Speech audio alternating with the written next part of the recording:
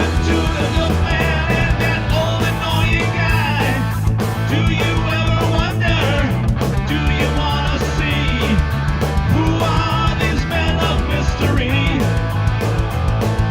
Tiz lives in Scotland and runs XRP, a broadcasting legend, I'm sure you'll agree.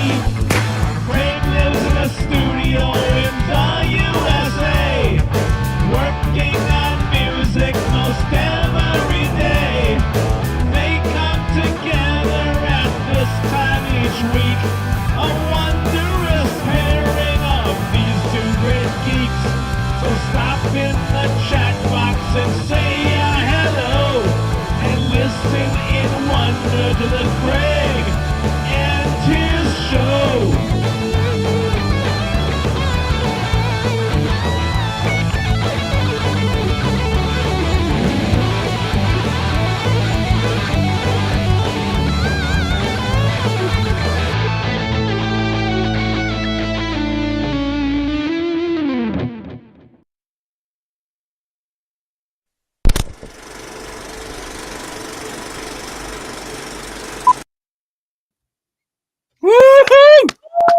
Woo-hoo! We have an How about intro that? theme. Wow. Like, I feel the most professional that I've ever felt in my entire life just right now, Craig. That's good. That's good. I feel so professional. I don't even know how to cope with it, to be honest. And with now you. the problem is the rest of the show has to live up to that. I know. We came in hot, folks. Welcome, one and all, to the almost all new, I guess, Craig and Tiz show with our fancy new look. Oh, is there? Yep. Look what we got. Oh, the logo. We got a new logo. Right there. A new Yep. logo. We got a new Names are spelled intro. correctly. Yep. Our names are actually, yeah, everything was spelled correctly. Our intro tells you the times that we're going to be on. Yep. It's like, wow.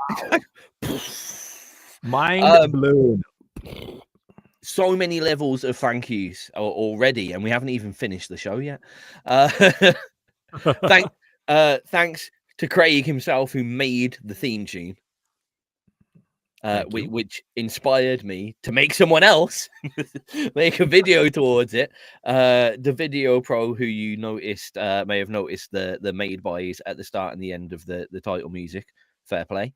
That is actually our very own Boomsmack in the chat box. If you want videos done, I would highly advise you ask him, because he obviously does a good job, as proof. Yep. By the first 70 seconds of this show. For sure. Minus a very short amount of potential silence at the start, because apparently videos start silent when you play them on this. I just noticed that. Yeah, I started off and I'm like, uh-oh. Then I kind of caught up. I'm like, oh, okay. Yeah, that was annoying. But I figured it out, and it's okay, and that won't happen again. See, we're almost perfectly professional. Something had to go wrong, because a certain little thing had to go wrong. Well, if something didn't go wrong, it wouldn't be our show. It wouldn't be. It wouldn't be at all. You know, I mean... What do you mean? What do I mean? What do you mean? You went, well, I mean, and then just stopped. Oh, I just kind of, in my mind, was like the three dots, like, well, I mean, ... Oh, like okay. Yeah, you are. I trail. If you have ever been in a text message conversation with Craig, you may feel anxious, because like most people would say, like, oh, that's over there, and someone else would say, is it? And it's a genuine question.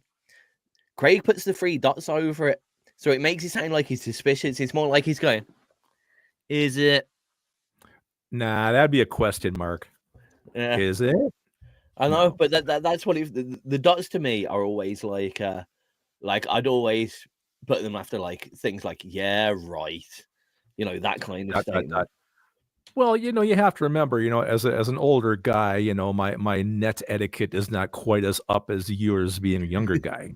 I don't know. No, I don't know if this is internet etiquette or anything. That's just how I always see them. And I know some of it. I like it. Just, when I first started speaking to you, I was always just slightly anxious, because I was like, does he even believe what I'm saying here? Or he'd be like, oh, you know, what do you think of this piece of music? And he'd be like, good. ...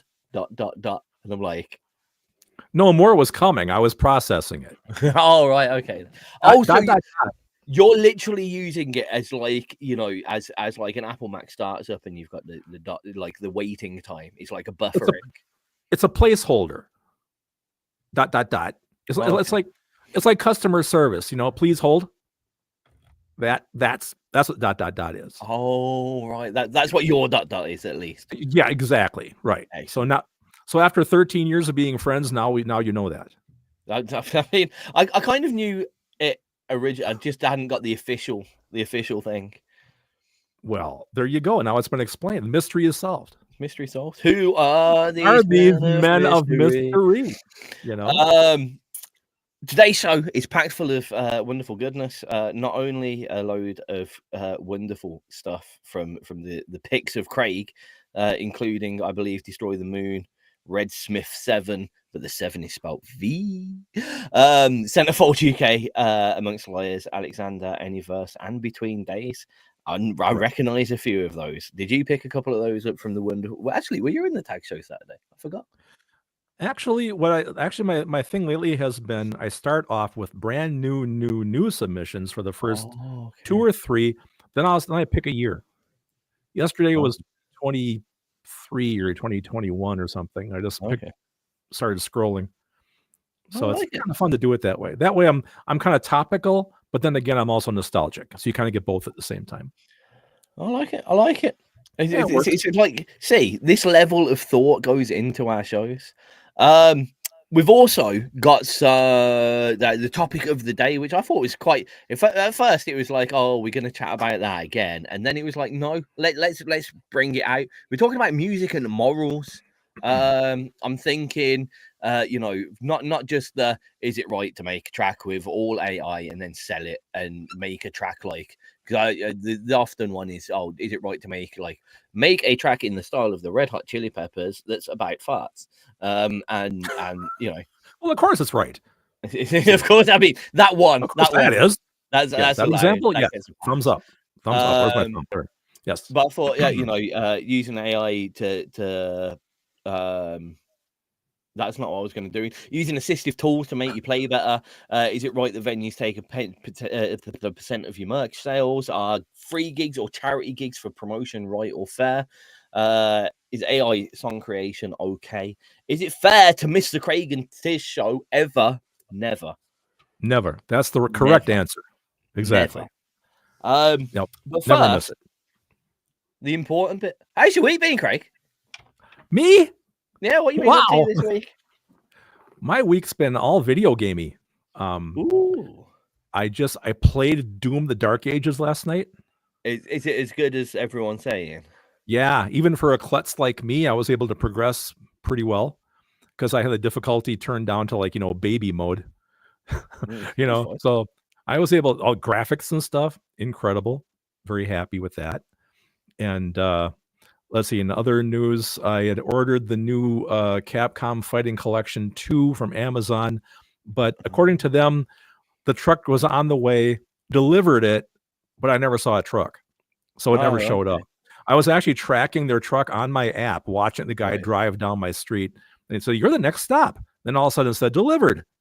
Well, there was no truck. There was no guy. It just said delivered. So I had to get a refund on that because I mean, that game is all about the old fighting games like Power Stone off of the Dreamcast and stuff like that. Yeah.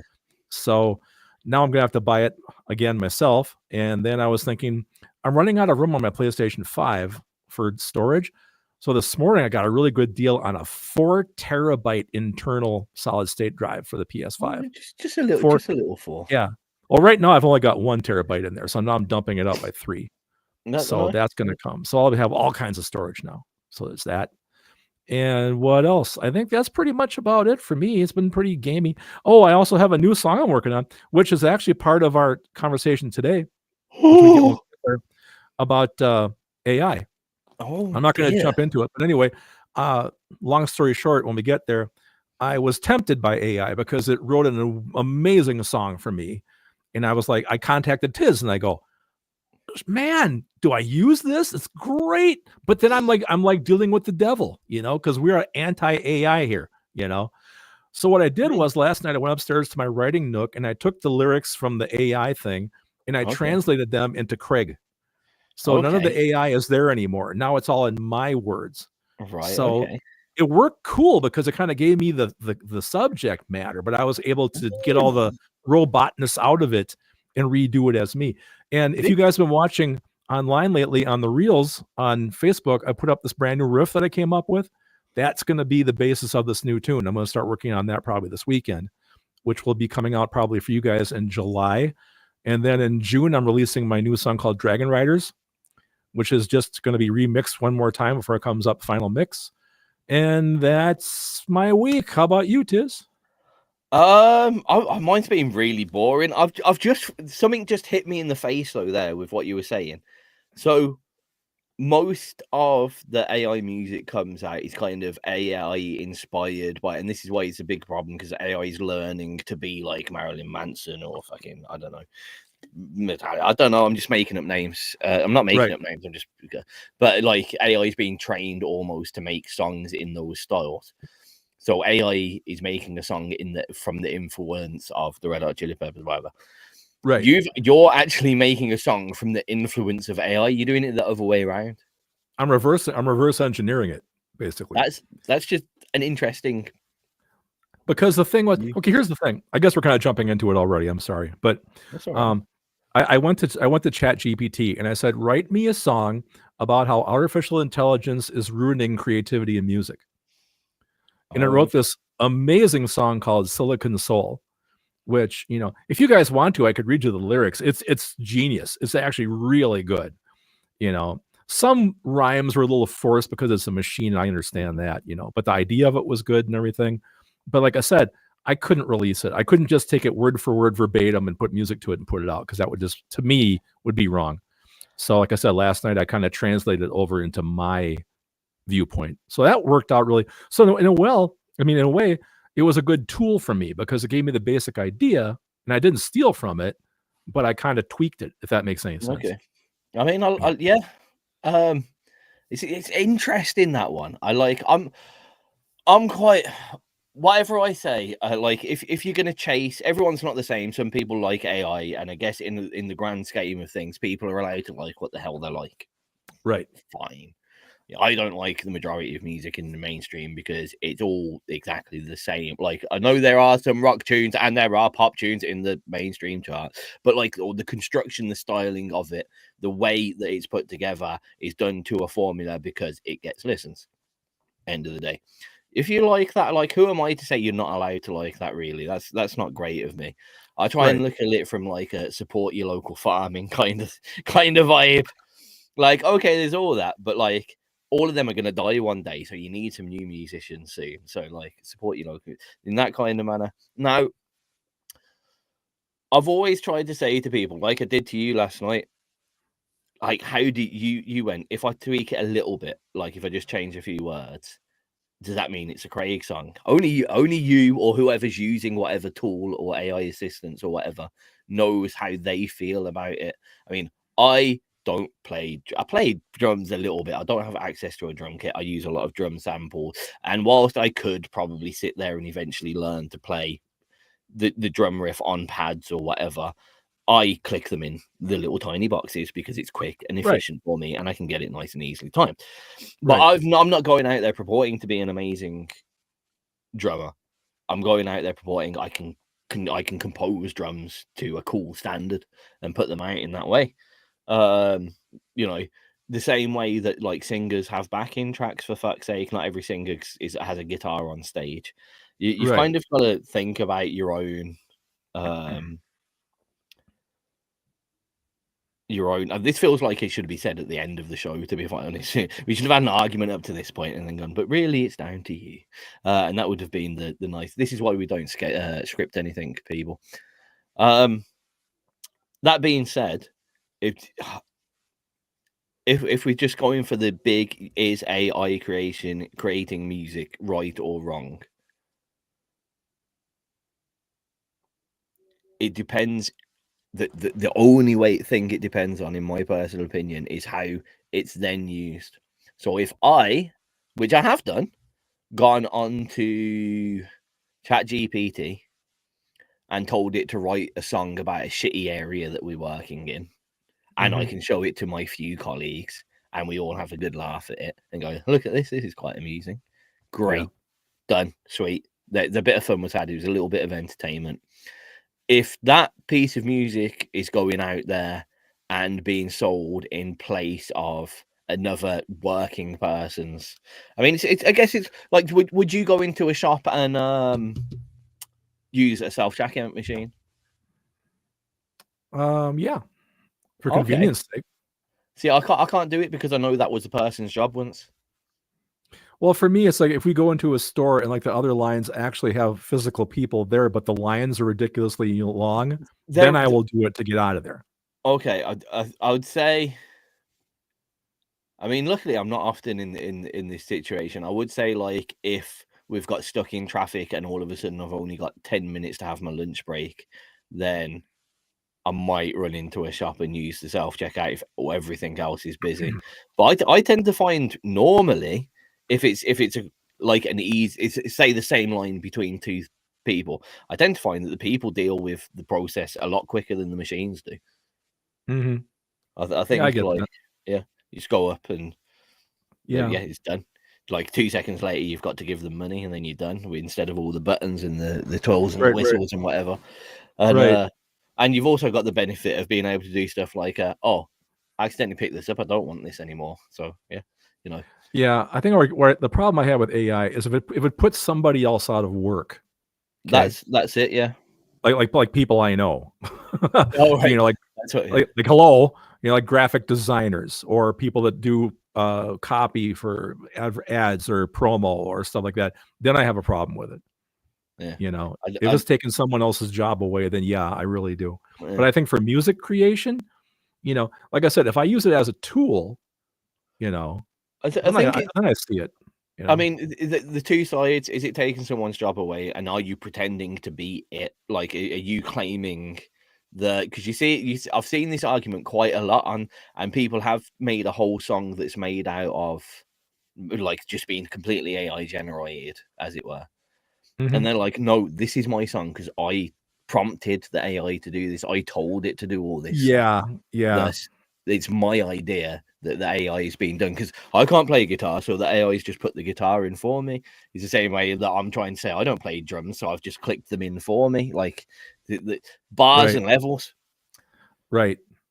Yeah. Well, that jumps to the whole other conversation about using technology as a tool, not necessarily AI. Nothing I do in my studio is really AI driven, but like we talked before, my drums are all loops. They're all dragged and dropped into a spreadsheet basically. And that's where, you know, my drums come from because I can't play drums. I could a little bit when I was a kid. There's not room down here for a kit, you know? So yeah, my drums are always going to be fake, you know? I mean, he's a damn good drummer, but he's not real. You know, but everything else is pretty much played by hand down here. So, yeah. Anyway, so we went there. We did go there. We can cross it off the list. Click. Let's. It is off the list. The list is gone. I'm trying to look for another list that I wasn't ready to have right then though. So the professionality is already like dropped a little tiny notch. It's fine. That's okay. It's hopefully there we go. It's fine. So. We've got some wonderfully hot picks. I think we need a jingle for hot picks, by the way. I'll put that on my list. I'll put that on the queue. I wanted some other people to make us jingle. Look if you saw the title at the start of this show, guys, right? Yeah. Look at what you could be involved in. You could also make us jingles and little animations and stuff if you want to. I think it's a great idea. We have all these creative people that listen to the show. I mean, come on, guys. Yeah, have some fun with it. We want like this is your show as much as it is our show. In fact, usually if there's enough people in the chat box, it definitely just becomes your show. We're just spectators that drive the car. Yeah, we just kind of sit back and we just sit back and relax and let you guys do it. So we've got some hot picks. What's first on our hot picks list? The first one I have today is by Destroy the Moon, and it's called Emerald Avenue. Yeah, it would be exactly when every time I do this show, for some reason, the database signs me out as soon as I want to play the first track, which is really annoying because I had it there, I had it ready there and queued, and then I clicked on it and it just went time to log in. Well, you should probably log in then. I have, and now it's here. This is destroy them. What? Huh? Destroy the what? They changed your name since I said it 5 seconds ago? It says Destroy the Moon Emerald Avenue on the download that is there, that is from the Emerald Avenue thing in the database. And does it play something different? Well, it says it's the Midwest, so we're about to find out. Wait a second. I know I've got the Midwest. Let's see if it looks the same. Okay. The Midwest, Destroy the Moon. That is odd. That is the same track. And it is the same track. That is the same track, yeah. So obviously the Midwest changed their name to Destroy the Moon. No. The track is called the Midwest instead of Emerald Avenue. The band is still called Destroy the Moon. I'm really confused now. ... So I've downloaded the track, and in the database, it's by Destroy the Moon, and it's called Emerald Avenue. Yeah, right. When I put that into mix, it reads the metadata as a track called The Midwest by Destroy the Moon. That's really interesting. And I've played a track called The Midwest by Destroy the Moon before, and it is that same track. So they've uploaded, I think they've uploaded the same track as 2 different tracks, basically. Well, that's not fair. I know. But what we will do is play The Midwest by Destroy the Moon, because that's where we're at now, and we can't change it. Might as well. So this should be the one that you heard anyway. So far, yeah. Yeah. Boy, that was complicated. Was that confusing? Well, I mean, I shouldn't have to think this early in the show. True. Right. I need to be a really bad person. Yeah, go for it. I got the comm.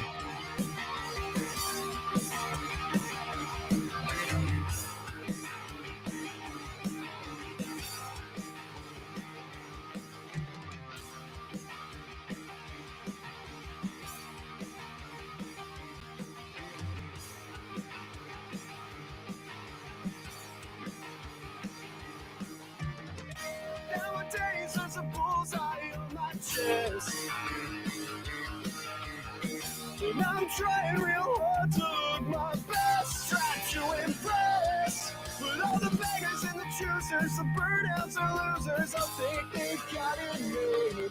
Well, that's the price you pay. This is apathy, sick from hypocrisy. Another killing spree. Sink it either watch me blade. Well, I'm never coming home, never forget. The Midwest claiming they've seen God. Losing all the house money on a poor bed. Sorry about that. Oh, you're fine. I'm trying to drink as much water as possible. Gotcha. Trying to stay away from the fizzy pops, even though I did just have that.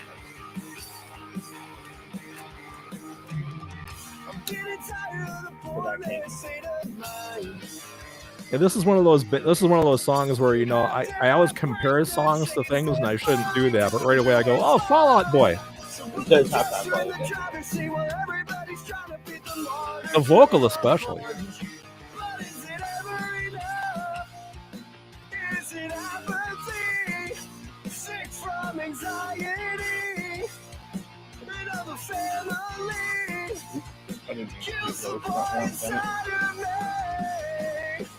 What's the wrong chat about?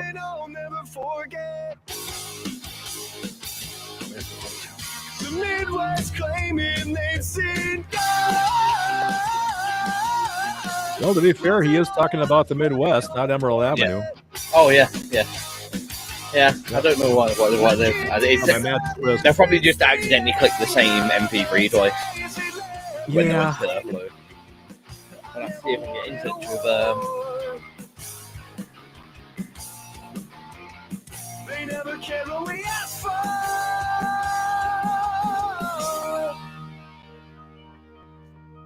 Oh, that's an interesting point from Rekka. It is. I didn't even think about that.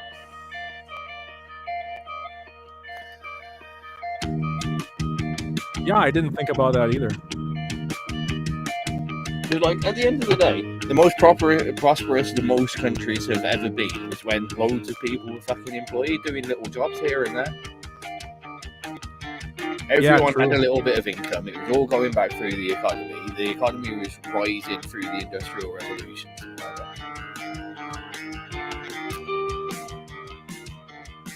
And then we got shit like Netflix, and now no one can be asked to go to work. Yeah, I know. No one wants to do a shitty job. Because now Netflix is just $4.99 and you can get that on the dole. Yeah. I know. Oh, dear. So I did have a movie ordered on Amazon that I canceled to make more room for my budget. Okay. Are we done? No. I was saying, okay. Oh, yeah, I know, changing the subject. You ever heard of Urasaki Dojo? The anime? Yes, we spoke about I had it in the cart. It's $40 though. I was like, it's man, super famous. It's dark. I mean, it's I know it is. dark. I know. Yeah, I know. And I thought to myself, is it another one of those? I'm going to buy it. I'm going to put it up on the shelf, watch it one time, and that's $40. You know. So I canceled it. I'll probably regret it later. I mean, it's hard to get hold of. My dad's got copies on videotape. Yeah, I might just cave in and just reorder it. Actually, probably doesn't have copies on videotape anymore now. Yeah, no, it used to be on VHS back in the day. There we go. We did have them in there. Yep.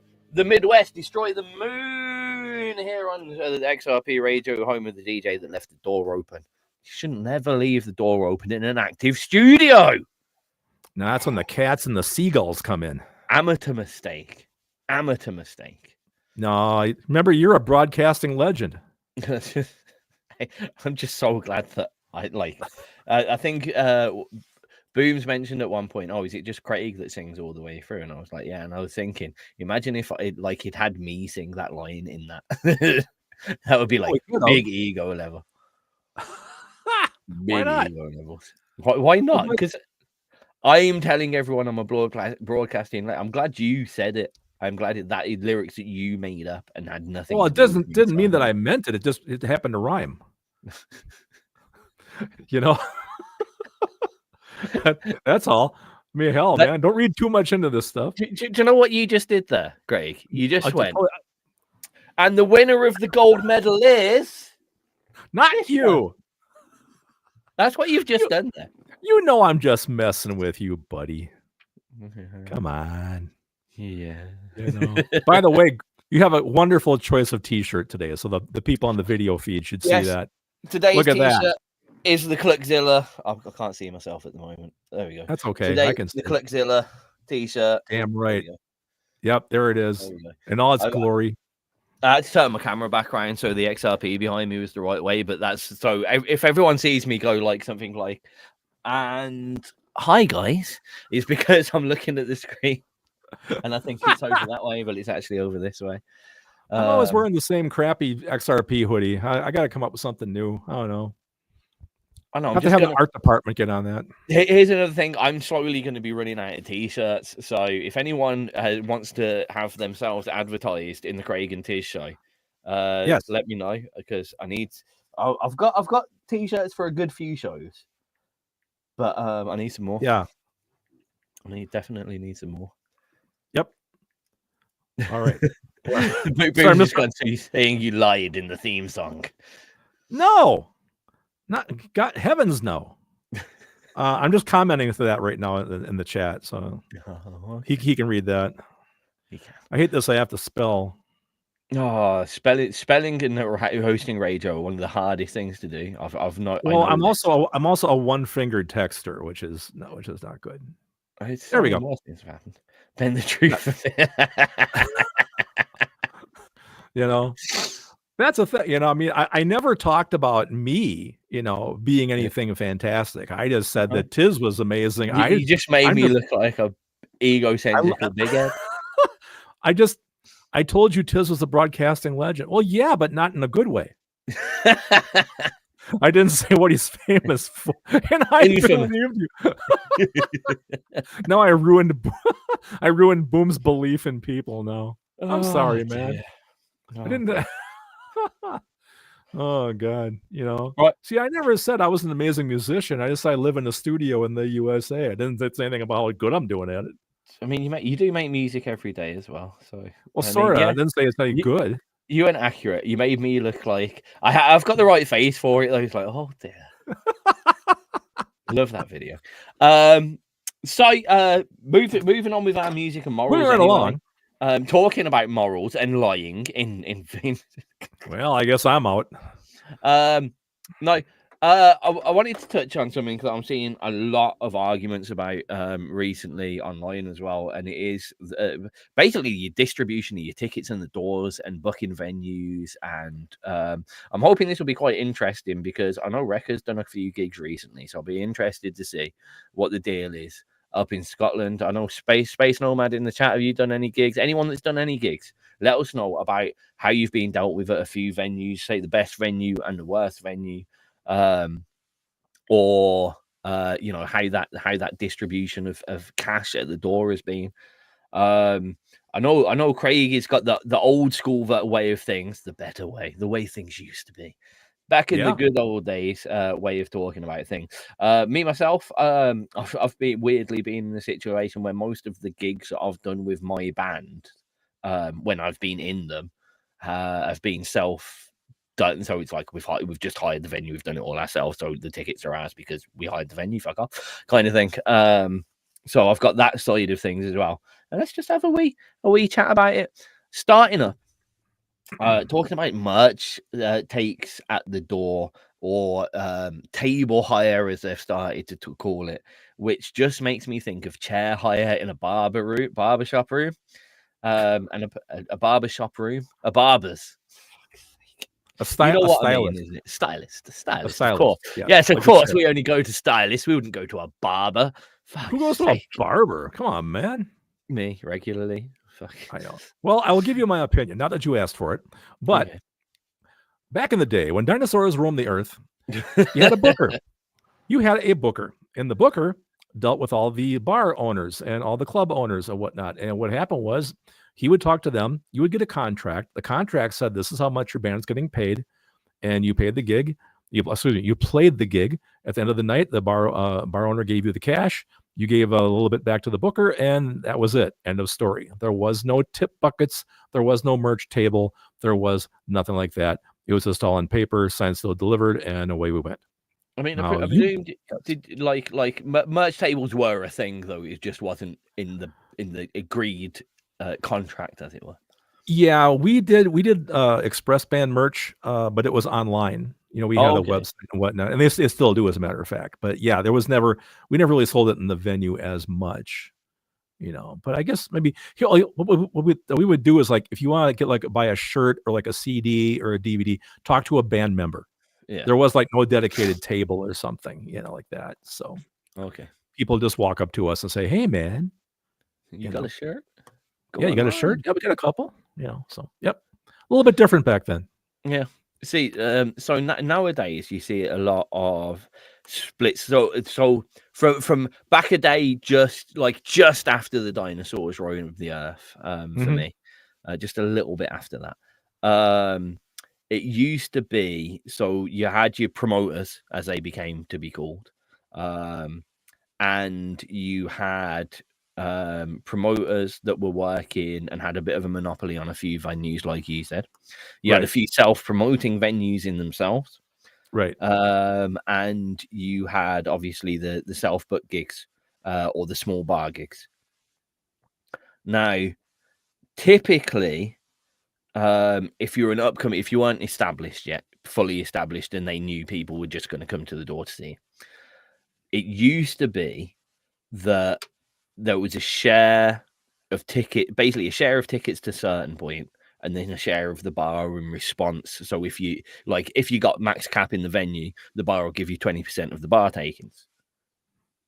Okay, sure. Because they've sold so much booze that night. And I know that's changed a little bit just because of like price, that inflation and the way prices are. Giving 20% of the bar of the the overheads aren't as much as they used to be in pubs and bars. Oh yeah, yeah, definitely.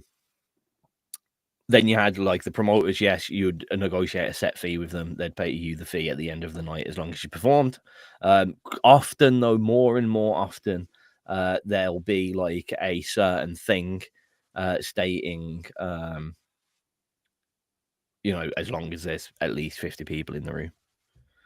And that's what then slowly regressed to, okay, we can't just pay you, because if we pay you a £200 a set fee and only 2 people buy a ticket and walk in the thing, we literally can't afford to do that anymore. Right. We haven't got a bank balance. So it started being percentage of your ticket sales. And I didn't mind that. That was okay for a while because, to be fair, 9 times out of 10, if there was only anything that a night where they sold like 2 tickets, they'd probably scratch that act, get a couple of, last minute. Anyone want to do a gig tonight? All right, then. Right. Kind of thing. They get a few more people in and they do a more even split. The bit that got me was when it turned around, there was a promoter in Birmingham, Max Rock, and you'd get your slot. They'd put on there were only small slots as well. They were like 20, 25-minute slots max. And they'd get like 8 bands to play on one night. And you got sent the tickets. You had to sell the tickets yourself, and you'd get £1 back per ticket that was £6 each. But you had to turn up at the venue with the remaining tickets you had and the money you made. You gave it to them, and then you'd get your money back if they decided you'd sold enough tickets for that. Okay. That was not just a clusterfuck, but it was just depressing when you've got a band of 4 that may have sold 100 tickets that are then split in 25 quid between each other. You know what I mean? It's not on. And then it went further, and they were like, okay, well, now you've either got to rent a table to put your merch on. Yep. And that turned around because, like, they'd say a table space is worth 4 people. And 4 people that would sit there drinking all night would make us so much money. So you have to pay for the money that we've lost from the people that would be sitting on that table. Tenuous at best, you fucktards. Yeah. And then I've even seen venues now where this is a big one, and it tends to happen with the really big venues like the O2s, the academies, where they have a crew of merch sellers, and you have to hand over your merch to them. And then they deal with it. Yep. Yeah. I haven't heard of that yet. That's crazy. Yeah, and they've done that in the they used to do it in the Carling academies, and I wasn't very happy with that. Man. Question, when you play these multiple band situations, say like 8 bands, in a night, is it the same backline for everyone, or they change gear between bands? It depends. It was as minimal changes as possible. But obviously, certain bands had their certain effects units and things that they wouldn't sound like them. Drum kit will be the same. Usually, everyone bought their own perishables. Their crashy snare. Right. And then typically they'd have a couple of cabs for the guitars and bass, but you'd bring your own head. Yeah, because man, if I couldn't go on stage with my sound, that would drive me nuts. Yeah. I mean, what typically? So they usually gave a couple of exits. The headlining bands would usually be like a little bit more established, and they'd get 5 extra minutes or whatever. Right. And usually those bands were the harder working bands, so they'd want to come with their bigger speakers than anyone else had. I mean, we're talking a lot of these gigs earlier. I mean, we were doing it when I was 14, 15, 16, 17. So some of the bands same age of us are turning up with their little 15-watt PV practice amp. Right. And stuff, and then they'd plug that into the main rig that's there. Yeah, So like a preamp. like, yeah, I mean, they wouldn't like if you turned up with like 4 cabs, they'd be like, "Fuck, oh, there's not enough room for that." Like, go away. Right. Yeah. But they had some decent like Marshall stacks and PV stacks for the basses and guitars, and like bring your own mic, obviously, because Oh, you right. did Yeah. not want to touch the mic that they had. Oh God, no, no, a little too gross. Well, grim, fucking horrible. Yeah. But you know, you bring your own heads and whatever. And realistically, if you've got you know, your cabs at a venue, probably the ones that are going to be the right size for that room, as it were, especially even in the smaller room gigs that you're doing. Yeah. That you don't need a big cab isn't going to make your sound incredibly different in a small room when you're playing loud music. Sorry, everybody. Fact. You can be as precious as you want, but you bring your own head, pull it on a Marshall stack, and you're probably going to get the same sound that you would, like, no matter what cab was used. Well, it depends on front of house too. You know, if you're going to mic your amp up, it doesn't really matter what your on stage sound is because it's coming out through the mains anyway. You know, I mean, the trend now that I'm seeing is a lot smaller amps just mic'd up and they sound massive. Oh yeah, after front of house. You know, I mean, but Orange Amps really kind of put that out there because they purpose built like none of the Orange Amps are big, are they? They're little tiny cubes and stuff. And the sound that's true. Fucking massive. No, years ago, like back in the 70s and 80s, they had like the heads were like the size of Marshall 100s. You know. Oh well, yeah. I'm just on about the like more recent stuff. Like a tiny Terror and all that stuff. Yeah. Those they're microscopic. There's nothing to them. Yeah, and all like the Crush range, all the Orange Crush range, they're all quite small for what they are, I think. Anyway. Yeah. But I've quite often seen Orange Amps on stage, little Crush 20s. Right. Yeah. No, this stuff here that Space Nomad's talking about in chat about having to bribe the sound man just to get a sound check as an opening. God, there's nothing worse than going on and you haven't been sound checked and the guy is just dialing you in on the first track as you're going. Yeah, that was the other problem with the Max Rock gigs. They weren't very good at getting like sound check. There was a sound check in theory. It very rarely happened, and they'd just do a very quick tune up. So like they wouldn't just do it as you're playing, but they'd do a quick roll through kick, snare, blah blah. I mean, most of the time, right, boom, boom, boom. Yeah. You know, play the bass once. Okay, I mean, you don't get me wrong. For a small room sound guy, the guy that I tended to be playing, who was doing the soundy guy thing, was actually shit hot. To be fair, so I reckon he got. I've been in other situations, same situation where they're trying to do a rapid sound check before and it does not work. Yeah, and I'm sure this is all regular on stage monitors as well, not in ears or anything like that too. Right. Yep. Yeah. Oh yeah. Yeah. Booms is saying here too. Yeah, a bunch of those gigs where they got your levels on the fly. You know, that's why, you know, a lot of bands back in the day, we always had some really easily mixed song as an opening song. That way we would give the guy a chance to dial in the basics. You know, so. I forgot that plastic bottles are allowed. Sorry about that, everybody. I usually have a glass, but I've been trying to drink more water. I told Craig earlier. And I forgot that plastic bottle was going to be like. Yeah.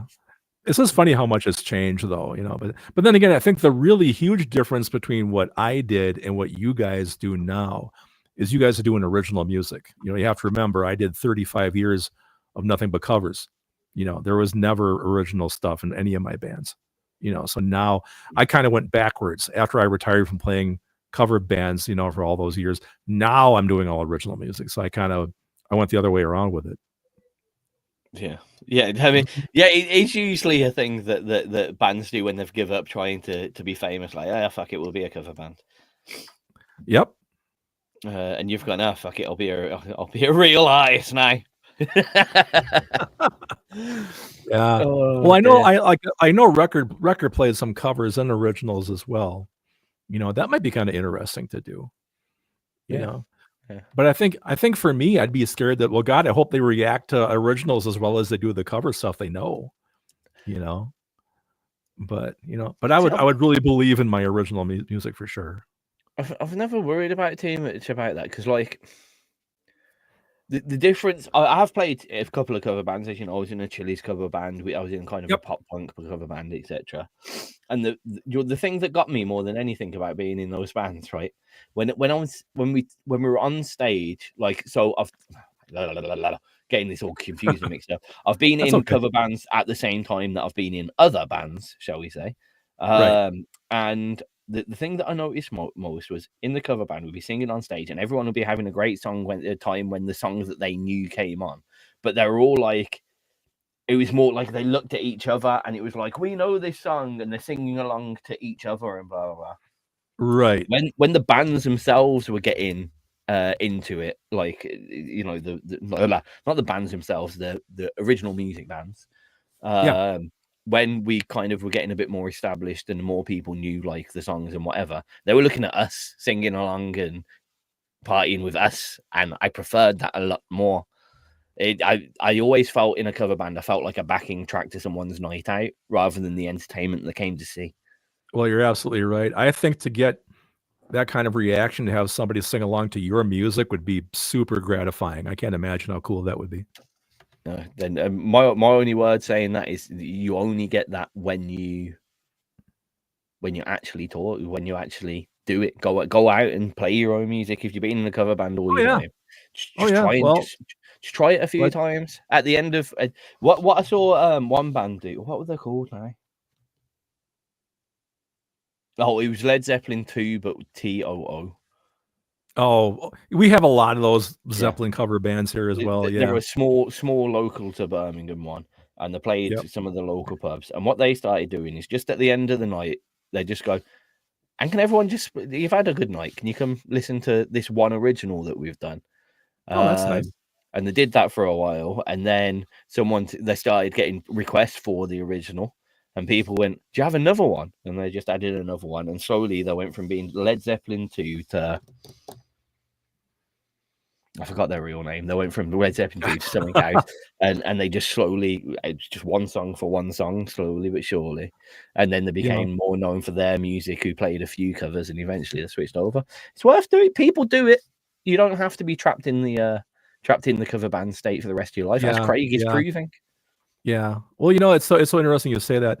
One of our trips to Disney World, we were at Epcot, and they do outdoor festivals there with bands and whatnot. And there was a band they have there every year called Foreigner's Journey. And all they play is Foreigner songs and Journey songs. But what blew my mind was that they put so much effort and so much work into sounding exactly like Foreigner and Journey. I mean, the quality of the musicianship and the production. And I'm thinking, why don't you guys take this and do something original with it? But I get it. They're making a lot of money just covering Foreigner and Journey. So if you want to make a living at it, it's the way to go, you know. But the level of talent there was just amazing to me. But anyway, we should probably play a song, huh? Yeah, there's a lot of banging going on in my house, and there's no one else in my house, and that's quite weird. Do you have ghosts or something? I can't quite tell if it's my house or next door. Well, I would hope it's next door. Yeah, it's just a bit weird because it felt like it was on my head. Are there seagulls in the kitchen? What the fuck is that? Right, I'm going to play the next piece of music. Play a song, go upstairs and look. Figure out what's going on. What's the next track, Craig? This track is by a band called Between Daze. That's Daze. The song is called Call Out. I was actually ready that time. Yeah, cool. Really weird. Sure.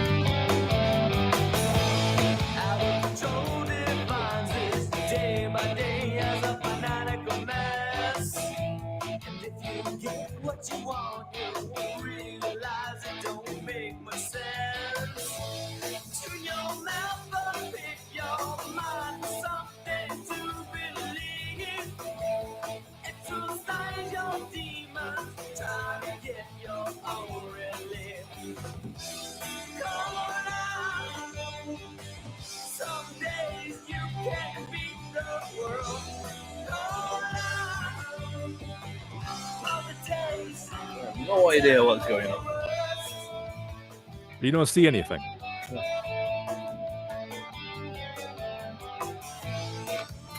It sounds like tables getting dragged along the ceiling.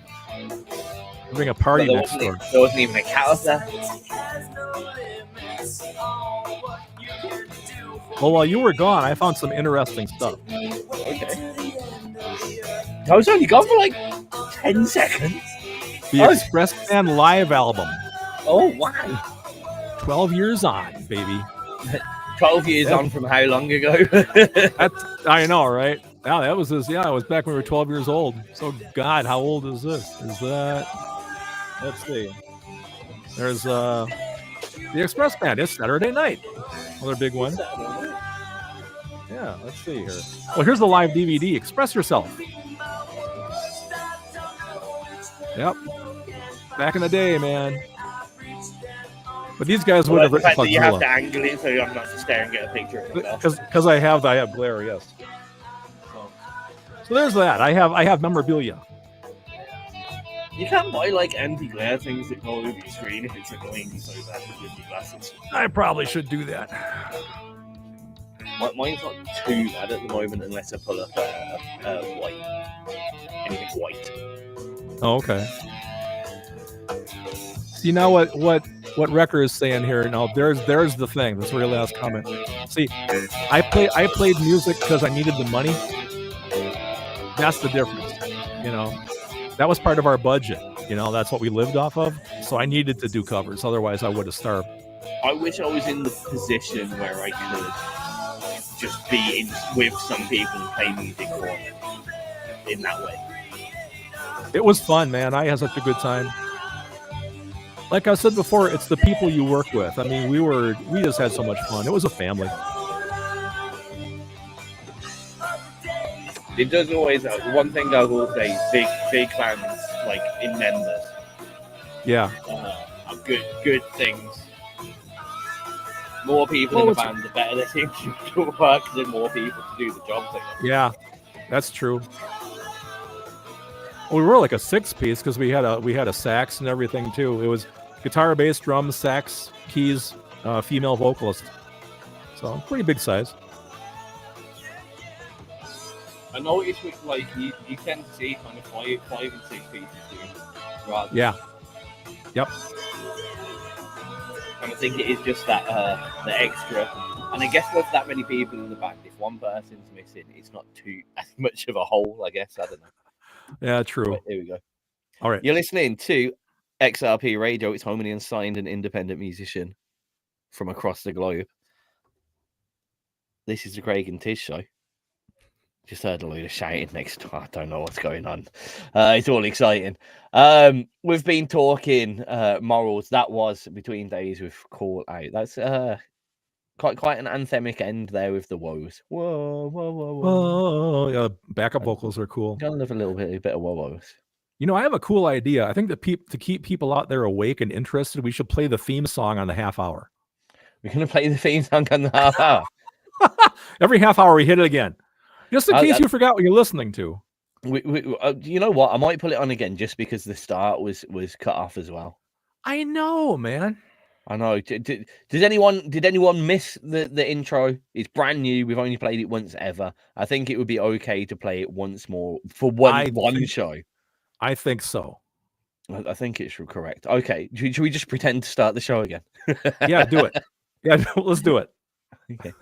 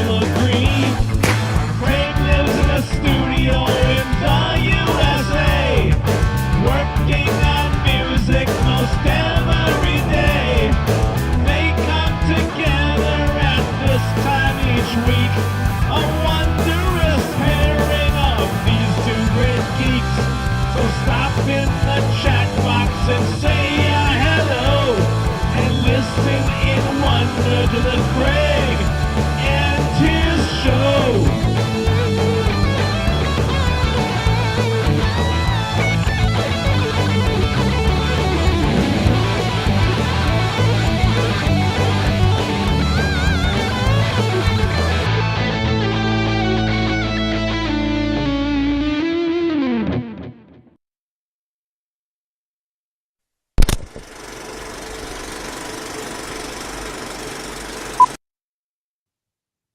Absolutely wonderful. Absolutely genius. Absolute telling you. genius. Yep. So That's just, man, that's so cool. I bet none of you ever knew that Craig was only 3 foot tall as well. Yeah, the characters in the video are shown actual size. Yeah, they're yeah. I'm not actually as fat as I look. I'm actually really skinny, and 7 foot. I'm actually sitting on a whole bunch of pillows to prop me up so I fit in the screenshot here. One of my favorite things is just the moment where you jump, you do like a little spin and jump onto the fountain in perfect rhythm to you what you're singing. You, Yeah, I know. Doof. That is. I mean, the part where you crack the whip and it's right exactly on the beat. That's genius, man. Bang. Oh, well, actually, I meant to say this whilst the intro was playing. Well, just after the first time we played it, I hadn't actually realised he'd put that in because I'd only ever watched it on my phone because I was always out at work whilst we were like, working on stuff. So I'd only ever watched it on my phone, and you can't hear the whip crack. Well, I couldn't whilst I was walking around the streets anyway, trying to deal with all this and do my actual job. Or which one's my actual job? No, this is my actual job. Do the other job. But so I didn't realize, and then I heard it that time. I'm like, epic. That's brilliant. That's brilliant. Well, that's true. I mean, this is your actual job. That's selling milk things as a hobby. It's not a hobby. It's an obligation. I'm trying to give you a break, man. Fucking obligation. Right, but next on our morals, we've got more morals to talk about. Yes. Now this is one that I've bought up before, like years ago. I bought this up, and it didn't really go. Like I got a lot of flack for it, to be honest. But I've consistently seen it happens in waves, and everyone will do it at the same time, and then it won't happen for a couple of years, and then everyone will do it again. Charity gigs. Now, a massive band. A massive, huge band doing a gig for free when they could be earning like the hundreds of thousands, right? Fair play. Yep. I'll give you fair play, right? Yep. Little tiny band round the corner. I like. I hate to say this in a horrible way. One, you're probably going to be playing for free anyway, mate. Sorry about that. Two, like, I'm sorry, but you're not like. Charity events are for getting a very important issue very well noticed, in my own opinion. Mm-hmm. And I see like a conglomerate of like 4 little bands get together. And I don't know, I feel sometimes that the charitable event is being used to get them noticed, not the other way around. Mm-hmm. And I don't think that's right. I don't think that should be a thing that is done. Also, when a band isn't like, so there are some bands that like they've wrote songs about event in there, or like maybe a friend's died from cancer, or some hard event that is of use to that. When it's just random kind of pop punk band that's playing, it feels a bit awkward to me, to be honest. I'm not gonna lie, and it's not something that I think is necessarily moralistically correct if you're just kind of getting into playing a charity gig for your own exposure. I don't think that's a good thing. Yeah. And I think it's a bad look, personally. Have you done many charity events at all? I've done one. I was going to. Oh, only one. I would have thought like the Express Band would have done quite a few, to be honest. Well, the thing is, see, actually, the Express Band, one of our biggest gigs, one of our biggest venues was an American Legion here, which is where all the vets, the Army and whatnot, they'll go to hang out there, and that was one of our really popular places. And they did a benefit for veterans of the wars there, and they asked us if we would play. Now, of course, seeing as how the venue is aimed at that, and that's what they do, we were happy to do it. It was like on a Saturday, and they had like, food and hot dogs, and there were games for the kids and all this kind of thing. So we were like playing inside the club as part of that, and there was us, a couple of different bands, but in fairness, like you're also the house band. Yeah, we pretty much were. You? So Yeah, like yeah, that. yeah. That's a little bit different. Okay, you play here every night. We're doing a charity event. Will you do this Yeah. one for free, guys? Kind of, Yeah. know. And Yeah. again, you know, cover band. You're playing a few covers. You are Right. being a draw for people. You know what I mean? Yeah. This is what I'm saying. There's a big difference between doing it that way and, you know. Does anyone out there understand what I mean when you see some of these charitable gigs that have been put together and it feels like the bands are trying to get the exposure from the charity, not the other way around? Yeah, I'm waiting to see what the chat box thinks about that. I know I've seen where I can say Curious we've what done a couple of charity gigs. See, I knew this was going to be a little bit, you know, dicey. Dicey, yeah, because Yeah. you know, I'm not picking on charities at all for a start, and I'm not picking on anyone that I get that. genuinely wishes to help a charity. What I am picking on is when a charity's name, it's almost like, you know, and I've got nothing, like I'm in full support of, you know, LGBTQ rights and stuff like that. Sure. Do what you want behind closed doors. Don't give a shit. Fine. Right. But you remember that period where almost every app on your phone was a rainbow? Oh yeah. Because everyone's just changed their logo to, and it's like, and it's some of the ones that are doing it. It's like, really? Like, don't jump on a charitable bandwagon that isn't really how it's. I mean, I thought it caused a bit more of a problem than it was because everyone was like, "Oh fuck," you know, why is everyone being, you know, pushing it down our throats, whatever. That's a whole different conversation. I don't want to get into that, but like that's what Right. I mean. That's the way that sometimes I see this. Like it's jumping on a bandwagon. Like there'll be a run of cancer research gigs, and you see like all the obvious people that will do it, and people that have been affected. It cool, and then all of a sudden you get these bands that you're like, really, what? Yeah. No. Yep. No, you've just done this because everyone else has done it. You're not doing it in support of the charity or whatever. I don't know. Yeah. I find it awkward and I find it weird when, especially when it's a massive charity and a very small band, and it just feels like, you know, they're doing it for the wrong reason, not the right reason. And I don't like the wrong reasons, and that's why I call it morally dubious. Yeah. Well, like going back to what you said, if it's a gigantic band throwing in there, then that makes sense. You know, I mean, like your Live Aid and all that kind of thing. I mean, yeah, that's a bit different because, like, in effect, right, Metallica come and do a charity gig, right, and that's probably a £500,000 donation in effect, right? Yeah, you know what I mean. Like, especially if they're going to do it with the effects rigs, like in whatever, it's physically costing them quite a lot of money to do that.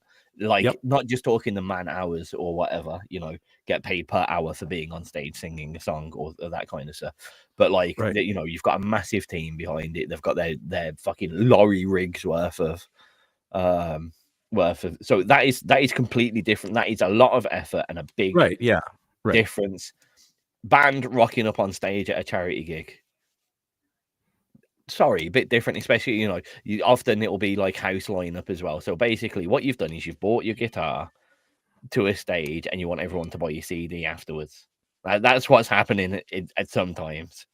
You know, I don't think in a charity gig you should be selling your own merch for a start. Or if you do, all of that money goes to the charity. Now that I totally agree with. I can get behind that. Yeah. Yep. You shouldn't be asking for tips at a charity gig. Yeah. Tip buckets are a dubious thing anyway. I understand it if you're doing a lot of open mic nights. I'll rate it for that. But if anyone's paid in to get into the venue, you shouldn't be then putting a tip bucket in front of them. Sorry. Yep. Or the other side, unless all that tip bucket is going to a charity, then fair play. I mean, that's a big difference, I guess. If you are quite obviously trying to fundraise for a charity or something, like I've done a lot of fundraisers for the XRP charity, such as doing like 156 hour, but we were, you know, the marathon on multiple occasions, but we were quite honest and we were like, we're doing this for ourselves because we need some cash, people. Well, yeah. You know, if you want XRP to exist, you're going to have to donate because we got no money left. That's another point, actually. If anyone wants to donate to XRP Radio, you can do so at paypal.me/XRP Radio, or you can click on the donate button in the bottom right-hand corner of your screen. If you're on xrpradio.co.uk.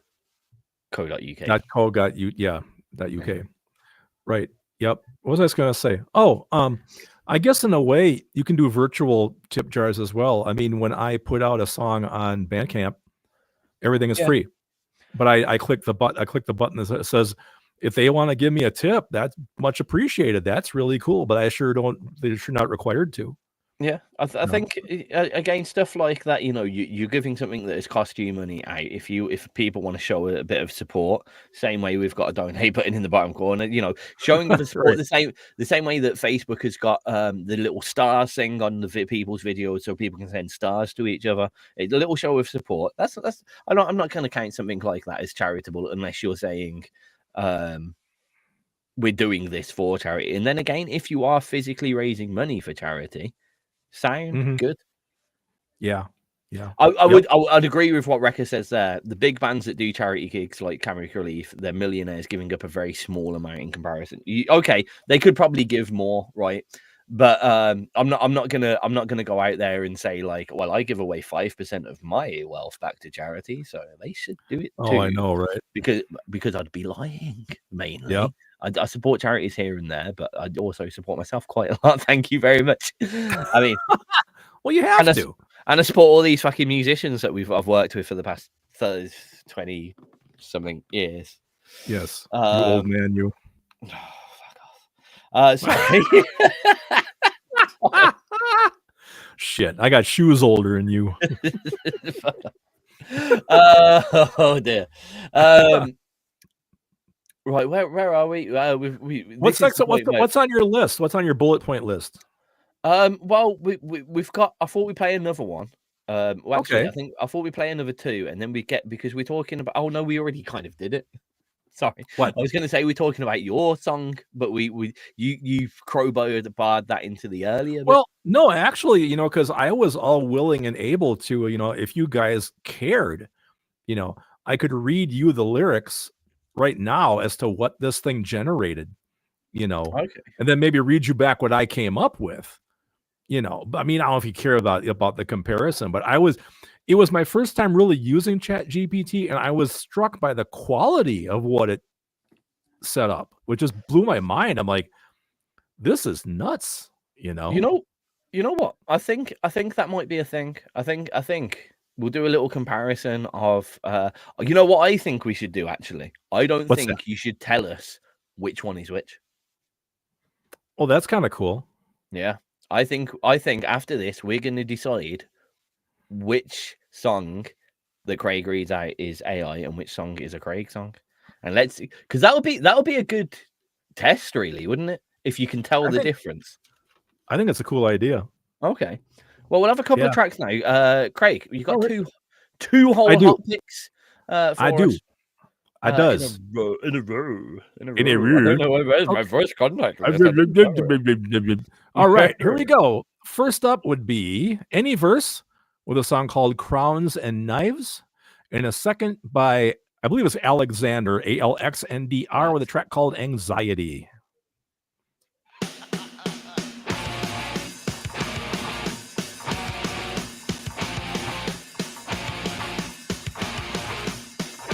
Played both of these on Saturday and great tracks.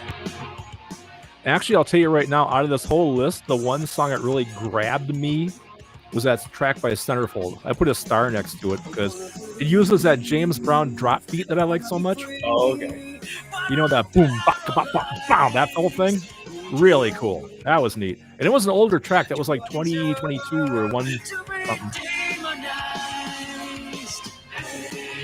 I still did my brain denies that anything older than 2020 is old.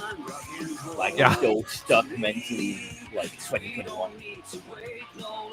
Someone say, "Oh, that was 5 years ago." What? Yep. Oh yeah, you're right. No, I'm just making sure. I'm not going to show you which one I'm reading, but I'm looking. If I look at my lyrics, I'll make sure there isn't anything I screwed up on. So I go, Yeah, this should work. Sorry to put you on the spot like this. By the way, anyone watching this, we didn't this wasn't a pre-prepared idea. It's a good one, but I only just thought, and I just said, Craig, you're doing this now, so. Yep.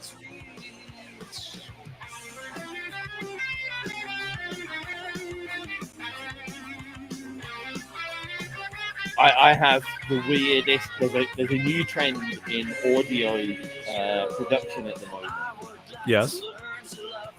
It's trying to make the most accurate looking with the wave format, the most accurate looking Willie. Is that like only something engineers would think of, or what? It's a big. I've been watching. I've been in like quite a few production groups because you like to see all different people techniques what they're doing. Yeah. And it's just over the past week, it's just become a thing. Everyone's just like, there must be like 100 people trying to make phalluses out of wave. I'll guarantee you right now, I'm not going to be one of those people. Nice to know it's out there. The worst thing is I haven't heard any of them yet. I've just seen the format, and I'm like thinking, you know what? If that's an actual song, that's hilarious. If it's just like, wow, I'm not that interested. But if they've made a whole song, it looks like it. Oh man, that's funny. Oh, let's see here. Can you think you love me?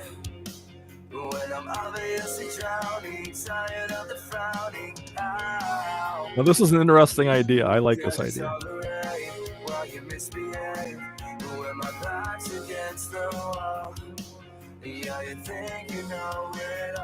As long as I'm able to read English, okay, I'll be fine.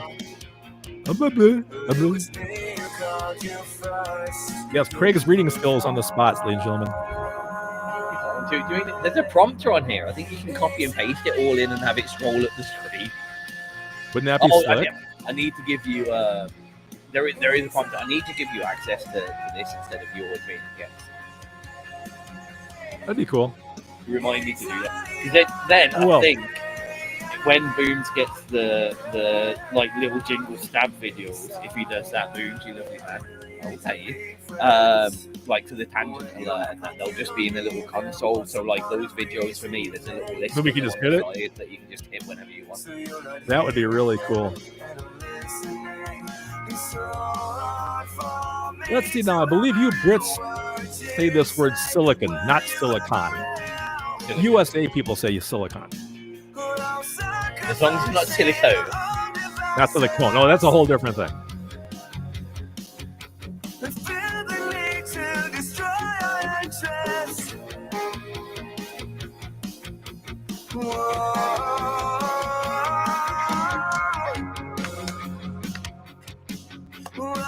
Whenever I hear silicon, I always think like a convention of silly. So whenever I hear Silicon Valley, I just think a whole area of silly people. Come on down to Silicon. It's like people dressed up like in silly cosplay. Yeah, that's pretty much what I'm thinking. Yeah, Silicon. Or at least just a batch of clowns. A whole batch. You know, the whole clowns. thing. Now that Boom's made this amazing video, and now I'm thinking, how about like an entire video of Cluckzilla? Let's do the story. Oh, I mean, I'd love to. Oh man, it's doable. I've got ideas. The main thing that would be huge. Like if I did that, it would take me 2 years, easy. Oh yeah. If you got anyone else to do it, it would be a few pennies. No, I don't know anybody with that skill set, unfortunately. I know a lot of people, but it would. I know it costs a bunch of money. Yeah, I get that. Yeah, it would be quite. I mean, that's 60 minutes nearly of constant video editing, and it would all have to be graphics as well. Yeah, because it would be like a big lyric, a big lyric video. A lot of stuff. I'm not against it. It's a good project. We'd have to just be dedicated from day one. Like, I still think about doing more video, like behind the scenes of songs. You know, people love that stuff. I thought about doing that for Dragon Riders, and I was gonna do it, and then I got chicken. I go to do a load of behind the scenes stuff, and I actually get halfway through the video, and then I realize I've got to edit the video, and then it ends up on a hard drive somewhere. You're listening to XRP Radio, home of the unsigned independent musician from across the globe. This is the Craig and Tiz Show, as it says so. Oh shit, it's over here, isn't it? It's there. Yeah, it's over out of my side. It's come on. There we go. That corner up there. Yep. I got to reverse the camera sometimes so I can just. You can just hit where the little stop cam button. I know there's a button right down there. Yeah. I'm not worried about it. Just go. Whoop. Just go. Whoop, whoop. It's up there. Oh, you just went. Whoop. It's not up there though. Well, yeah. That's the other side. That you're that side now. You can only flip for me. You're pointing like that. Yeah, I think it only flipped for you. Forget it. Then I'll turn it off. Okay, and we're back. Oh, that's interesting. Oh, so if I flip. No, because the words go backwards. If I flipped, yeah, they would flip. Yeah, the words. Yeah, so for me, the other way around. So when I go over here, is my XRP the other way around? No, it's not. And your words on your shirt are the same way. Oh, okay, sweet. Okay, I'm gonna leave that on there. Hey, so it's there. No, it's not. You're on the wrong side of the screen now. Yeah, you're on the wrong side, man. Oh, weird. It's there. There you go. Yeah. See, to me, I'm pointing like. That right there is my login logo. You're right. That's my little logo. You're right. There. That's right. But my little logo is actually there, isn't it? For you. Yeah. Oh, on the big screen? Yeah, it's way over on the other side of the chat box. Right. Okay. That's interesting. Well, you figured it out. Well, we figured that out live. It's a work in progress, folks. Right. What we're going to do now, if anyone's listening, is... because you're going to have to listen properly for this a little bit. Craig's going to read out two pieces of lyrics. One about the same topic overall, yeah? Yes. One is by Craig that he was inspired by an AI lyric. And then, well, so one of these is the original AI piece of music. Correct. I know that sounds weird. And the other one is Craig's inspired rewrite, shall we say, of that original piece from the AI. We're not going to do this we don't know what order this is until afterwards when Craig asks me if I'm right or wrong, or I ask Craig if I'm right or wrong or something. So let's go. But this is the first piece. This is it. Okay, this is a song called Silicon Soul. As I clear my throat. All right. I write my songs from blood and chords, with a notebook full of scattered words. The midnight muse and fingers sore, from heart and soul down at the core. Now every sound's computerized, perfect beats with full quantize. Don't call it real, it's just a sham. Cold machines, no heart of man. The chorus. Silicon Soul, you tempt us all. We sell our souls, we take the fall. Chasing fame with your easy tools, we're reduced to social media fools. Singing with your voice so cold, turning music into gold. Next verse. Laptop rocks the latest thing, but it can't cry and it can't sing. No soul behind that flawless song. Machine code heart that can't go wrong. As he turns. And I miss the warmth, the small mistakes, the human flubs machines don't make. Now every chorus is polished and fine. Another song off the assembly line. We built machines to sing our song, but somewhere something is going wrong. No slashing chords, no screaming heart, just patterns torn from other art. You won't hear me in the static hum. I don't live in the land that the bots come from. I'll be working in the shadows, slow, with a soul no machine will ever know. That's the first version. Okay, that's quite deep. The second one, Silicon Soul.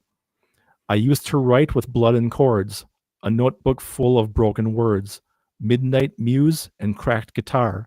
We wore our flaws like battle scars. Now every sound's been synthesized, perfect beats with hollow eyes. They call it art, but it's a ghost, a mirror showing what we've lost the most. Silicon Soul, where did you go? We traded feeling for the glow. chasing charts and algorithms. Lost in loops, we're ghosts in rhythms. It's also clean, it's also cold. Where's the heart in what they sold? They say it learns, they say it grows, but it don't cry when the silence shows. No pain behind that flawless tune, just a code that hums a borrowed moon. I miss the cracks, the voice off key, the messy truth that made us free. Now every chorus sounds the same, a factory line with a different name. Silicon Soul, where did you go? We traded feeling for the glow, chasing charts and algorithms, lost in loops, we're ghosts and rhythms. It's all so fast, it's all controlled, but where's the fire that we used to hold? We built machines to sing our song, but somewhere something's going wrong. No rebel chords, no screaming heart, just patterns torn from other art. So if you hear me in the static hum, know I'm not where the bots come from. I'll be strumming in the shadows slow, with a soul no circuits built to know. That's the second one. So which one's AI and which one's Craig I? Oh God, that's quite difficult. It is, isn't it? You may have purposely tripped me up here. Not because, really. Well, no, I think, inadvertently, purposely. So, I would say the second one, weirdly, had a lot more humanized elements to it. Mm-hmm. The reason why, the only reason, right, and I might have faffed up here, the main reason why I think the first one is definitely you is just mainly actually because of the way that you read it out, I think. If both of them were read just by like an AI voiceover, I think I'd probably have said the second one was you. Okay. But I think because you read it, I would say the first one is you. You ready? Wreckers thinks the first one is you as well. Mm-hmm. Anyone else? Going once, going twice. Sold. Go on. God. All right. The first one is me. The second one is ChatGPT. I thought so. So that was me taking that second song and transcribing it to my speak.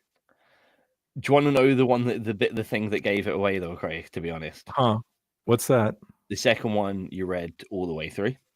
The first one, Yeah. you're like, verse 1, verse 2, and I've been in that situation when you've read songs to me before that are yours, and that's what you do every time. And that, honestly, that is the only reason why I lent that way. Honestly, if you hadn't have read it out like that, I'd have probably said the second one was a little bit more. Okay. The way it was wrote, especially the way the first bit was. What were the first lines of the AI one again? Hold on. I get my phone back up. It was the blood, sweat bit. That bit, blood, sweat, and chords. I used to write with blood and chords. That's it. Yeah, a notebook full of broken words. The thing about the AI version that kind of bugged me was right here. They say it learns, they say it grows, but it don't cry when the silence shows. No pain behind that flawless tune. Just code that hums a borrowed moon. They just did that for the rhyme because moon has nothing to do with the rest of it. So that's, to me, that'd be a big clue, because tune and moon, there you go, Yeah. But the rest of it's great. The bit at the start, the blood and chords bit right at the start, kind of thing. I used to write with blood and chords. That like when that almost sold it for me that it was you from the start, because that sounded like something that I expected you to write. Mine starts with, I write my songs from blood and chords. So I just changed the first three a little bit because I like the blood and chords idea. So yeah, I mean, I think it probably proves, if you want to use it as a tool or a template, well, thank you, Wrecker. Appreciate that. Yeah, I think if you want to use it as a template of sorts, maybe if you're hung up for ideas, I guess I can see it for that. I would just never, like I said in the start of the show, I would never just take it word for word and then tell people it was my song. I would never do that. I want to be very upfront about the fact that I got this from an AI thing. That's the source of it, but I just give it my own spin. So So we'll see what it's like when I get it finished. I'm really excited to start. I'll probably start working on that this weekend. So we'll see how it turns out. I mean, Yep. here's the question that you kind of asked me. Can I ask it to everyone else? Is that rewrite? Is that now a Craig song? I've asked it anyway, so I can't really say. You can't say no now. Sorry. I'm gonna say yeah. Do you feel like that's your song now? I think so. That's the important thing in my personal mind, anyway. You see what Boom's put? That is genius. CRAIG. Yep. Genius. Oh yeah. Well, what do you think, Tiz? What's your take? If you with in my shoes and now you wrote a whole big bunch of music behind that, and you had a melody and the vocals and stuff, is it a Tiz song? I mean, after you rewrote all the lyrics, but the idea was because I've had people give me ideas for songs, right? Flesh and Blood People, okay, that I used, and I said they were my songs, but somebody else gave me an idea for that. Okay. Yeah. What's the difference? I've had Makes you think, huh? It does. For me, honestly, personally, that was so I did like both versions. I hate to say I like the AI one. I like both versions. That's fine. I do like the humanized one, your one, a little bit better. Yeah. For me, like, it was an interesting experiment, but if you put those next to each other, it's quite line for line. Mm-hmm. I would say, how would I put it? If I I'm trying to be moderately tactful here. If I walked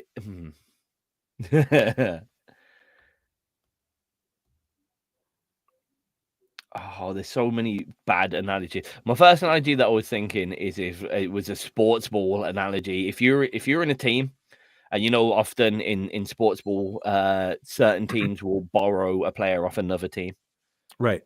So it's the same lineup with one player changed. Is that player part of Manchester United? Yeah. No. Right. It's if you put those two songs next to each other, if you handed that, this is the easiest way to put it. If you were given the first piece as your resource paper in an exam, and you handed that back with your piece to your examiner, would you be done for plagiarism? I think you would be done for plagiarism. Yeah. It's an interesting idea. That's the way I think of it. Yeah, I like that one actually. The hard part for me, if I wouldn't have told you guys that I got the idea from an AI program and I just dropped that out and released it, you could have released that and no one would know the better. Actually, yeah. I don't think so, because if you guys listen to the way that I write, you guys have listened to my music for a long time. I think that second one had some different lyrics and different combinations I wouldn't have used. Maybe. I think at any point, like, so even when I was in bands and someone would have handed me a sheet of lyrics and gone, I've wrote this, I would then take that and, like, there'd be words that I couldn't fit in one bar, so there would be some slight rewrites and stuff like that.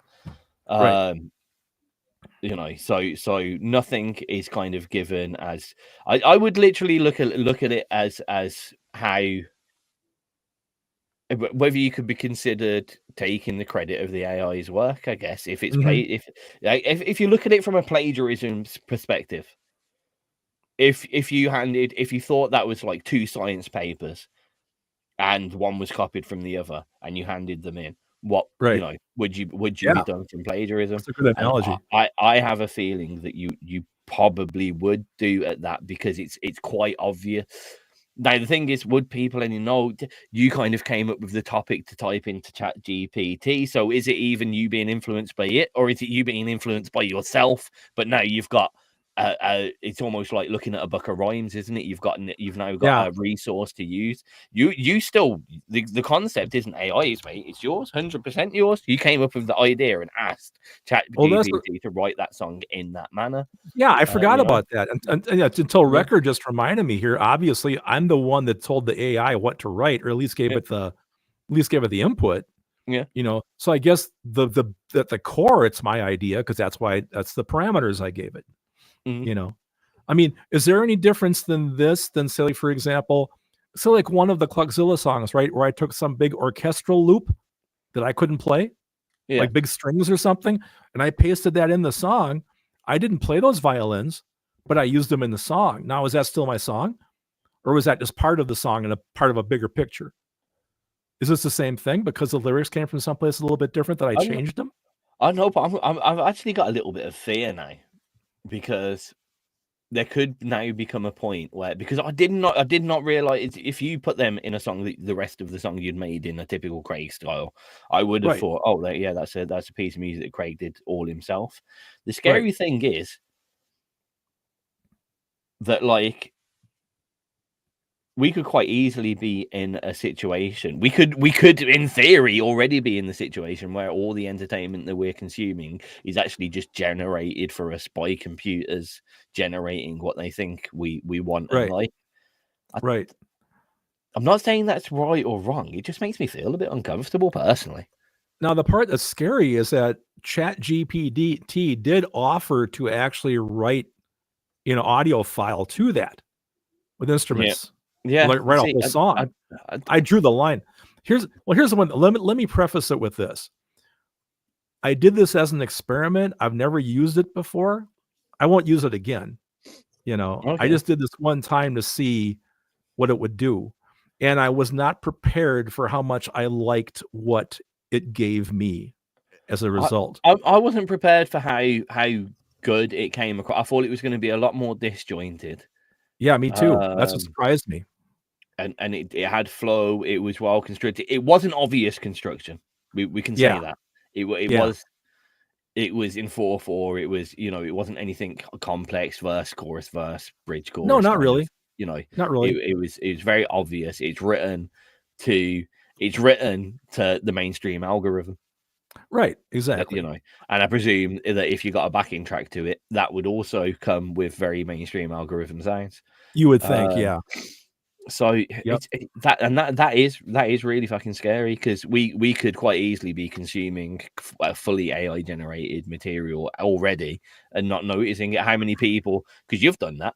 How many people are doing that already and just not said anything? You know what I mean? Oh, I know. That's quite scary.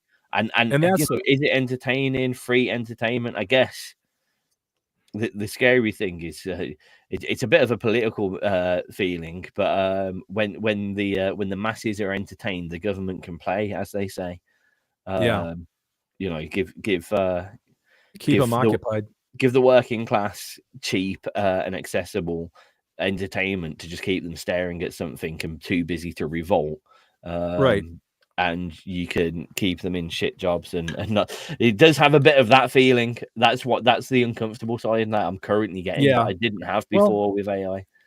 I will say this, as an artist and a writer, I cannot see using this regularly, because as strange as it sounds, I enjoy banging my head against the wall trying to find that perfect word or that perfect phrase, or like, laying in bed at 3 o'clock in the morning trying to finish a line, because I think in the end of it, when it's all done and finished, you feel proud and you feel, accomplished that you went through all that to write a song. AI, to me, it's a cheat, and I don't want to cheat anybody who's listening to anything I do. This will be a one-off. It was just an experiment, basically. But I mean, the version I have, I think, is cool. It still talks about the same things about AI being so cold and everything. So I think it's valid, I think, in my version, so I'll still put it out. I'm looking forward to see how it develops in the end anyway. Well, it's got a hell of a killer guitar riff, I can tell you that right now. That's all I've got. So we'll see what happens. Should we get a couple more tracks in there, Ian? I think we better do that. In our last 25 minutes, we got 3 tracks left. Correct. So 2 now, 1 at the end. Yep. Almost like we got a plan. Wow. Do you know what's up after these tracks, though? No. Geeky time. Oh, Geek Time. Well, I kind of started off Geek Time, but that's okay. No, We can go there's a back little to bit of it. geek time. There's a little bit of geek I'm always time, up for but, Geek Time. The proper geek time. That was in the see, the early geek time was in the what have you been up to this week, and it just so happened geeky things happened this week. It But, did. You know, It did. there Yes. could be the future geeky things. You know, it's open, and There's always something. It's the one section that I know that that people listen to, and they said they get involved in as well. But like, I'm looking and I'm reckoning that I mean, Boom Smack's geekiness, I think, peaks out at Warcraft, the old strategy version of Warcraft. Nothing wrong with that. You know, there's Windows nothing wrong with 98. that. I love Windows that. 98, baby. You know what? Before we go there, let's play the tracks, and then we'll Yes. have a section of nerd. The Okay, section nerd of nerd. Nerd section. Nerd section. Ready for titles? I'd love some, please. Here we go. The first band is Amongst Liars with a song called Ready for This. The second band is a band called Centerfold and the song called Rewrite Your Time.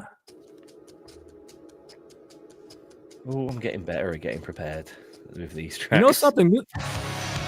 This has turned into being interesting. Good conversation. I thought so. Yeah.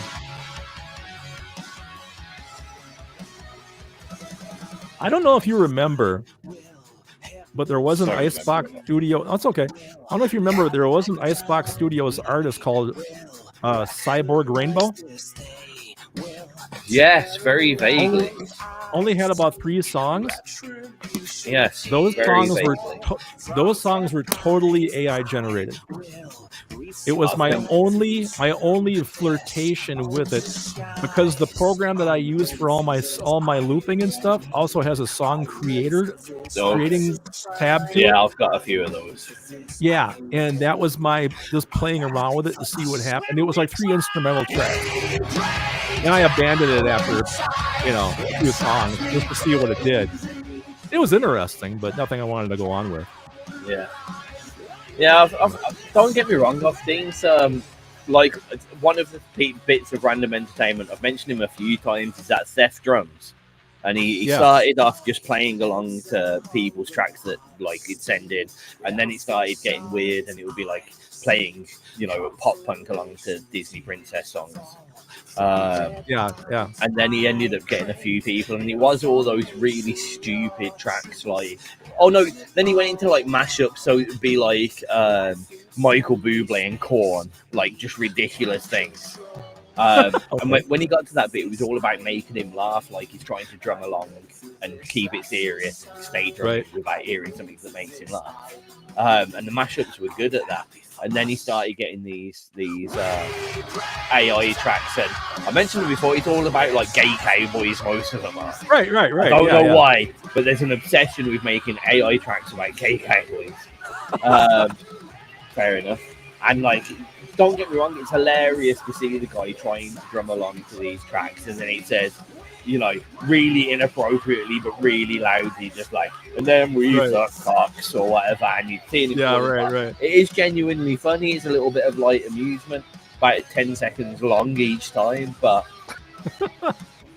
like, oh man. And that's an even weirder situation, because he's got his channel that he's been doing that and making money with that anyway. He's not making the AI tunes. The whole point of it, I guess, is him drumming along to stupid tunes, and he's quite a good drummer. Yeah. So it's him making those AI tunes. You know what I mean? Like, he never had an intention on making the tunes. He's kind of now skipping out on the musicians that could have got exposed via his channel. But then again, the channel's gone from music to more of a comedy. And it's probably drummers who like his drumming and people who like funny stuff that are watching that now instead of legitimate music lovers as such. So does it even matter, because his crowd is completely different now? Or is it a shame that his crowd has moved in that way? Right. It's like, there's so many levels to think about all this shit. And the worst thing is, it was like, there's no way of regulating it at all. Oh, right.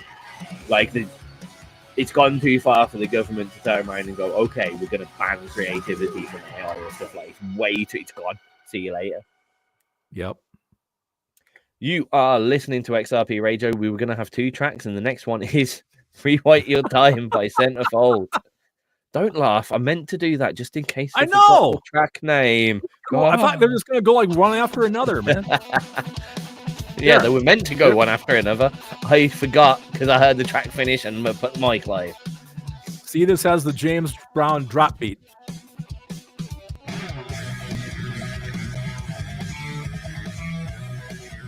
This is a great song, man. Yeah, so let's say it's like this. I opened up Pandora's box, I took a look, and I shut it right away, and I go, nope, I don't want to mess with that anymore. What do you want? It's a bit of a minefield, but I'm worried. The thing that did surprise me is how accepting people were of everything straight away. It's only really the creative people who are like, you know, the image designers and stuff that all of a sudden, right? Yeah. You know, I mean, realistically, honestly, at this point in life, the only point in opening Photoshop is to put some AI generated image into it and then manipulate it a bit. But realistically, what is the point in sitting down for an hour, like drawing out a gun, when you can tell an AI to draw the exact gun that you were going to draw? What is the point? But then it gets to the point where, what's the point in playing guitar when you can record it once and put it in a cassette player? You know what I mean? Like, right. Well, the first people it's going to affect, obviously, are the creatives. Yeah. We're going to be the first ones that's going to pay attention to it. Booms is giving us a countdown. We have a 17 minutes. Is he trying to get rid of us in 17 minutes? Is that why he's hoping we're done? Or what? I don't know. You reminding us? Thanks for letting us know, though. He's being very cryptic.